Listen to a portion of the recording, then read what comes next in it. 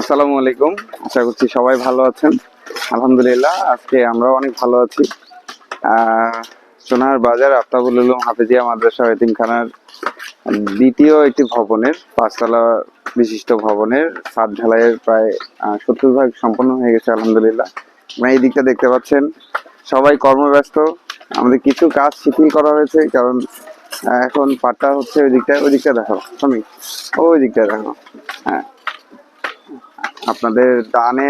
আপনাদের সহযোগিতার অর্থ দিয়ে আসলে বিশাল মার্কাজের প্রায় 400 হাফেজ ছাত্রের জন্য আসলে জায়গার সংকট হওয়ার কারণেই দ্বিতীয় এই ভবন নির্মাণের প্রস্তাব। এবং আলহামদুলিল্লাহ, সবচেয়ে খুশির খবর হচ্ছে আজকে প্রথম তলার ছাদ ঢালাই হয়ে গেল। সবাই দোয়া করবেন আমাদের এই মার্কাজের জন্য, সবাই সহযোগিতা করবেন। আমাদের এই ভবনটির মতো আরো যেন আরেকটি ভবন আমরা ভবিষ্যতে করতে পারি।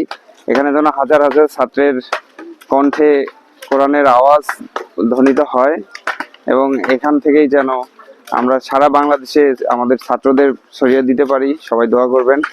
সবাই ভালো থাকবেন, সুস্থ থাকবেন। আসসালামু আলাইকুম, আল্লাহ হাফেজ।